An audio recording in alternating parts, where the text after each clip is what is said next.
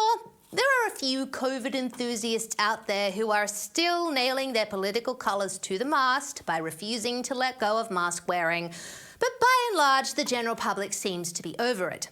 However, the quote-unquote elites of the world, while not necessarily displaying dismay that the COVID pandemic is over, do seem to be craving another one. Now, I'm sure all of you watching will have heard the conspiracy theory that COVID-19 was a deliberate plot by the mysterious powers that be who run the world behind closed doors, a plandemic, if you will. Reasons as to why the elites would do this range from subjugating a population that has grown too uppity in the last couple of decades thanks to access to the internet, to creating a global government, to achieving net zero, even to depopulation.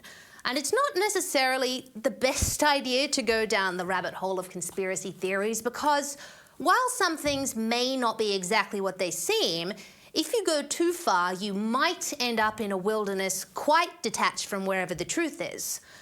However, as the saying goes, nowadays, the difference between a conspiracy theory and a fact is about 6 months. And while I've never subscribed to the theory that COVID was planned, used opportunistically by governments and bureaucrats to exert more power over the masses, yes, but not deliberately instigated, certain elites really don't help themselves in dispelling rumours that they not only planned the most recent pandemic, but are also planning another one. For example, why, in 2017, did former director of the National Institute of Allergy and Infectious Diseases, Dr. Anthony Fauci, predict with such certainty that the administration at the time, which was the Trump administration, would experience a surprise outbreak? There will be a surprise outbreak. Given, as you heard from the introduction, that I have been around for a while and have had the opportunity and the privilege and the pleasure of serving in 5 administrations, I thought I would bring that perspective to the topic today, is the issue of pandemic preparedness. And if there's one message that I want to leave with you today based on my experience, and you'll see that in a moment, is that there is no question that there will be a challenge to the coming administration in the arena of infectious diseases, both chronic infectious diseases in the sense of already ongoing disease, and we have certainly a large burden of that, but also there will be a surprise outbreak.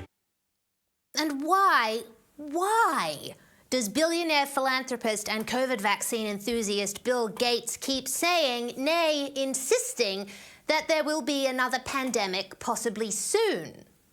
The next pandemic. Why are you saying there's going to be a next pandemic, Bill? Why are you putting that juju on us?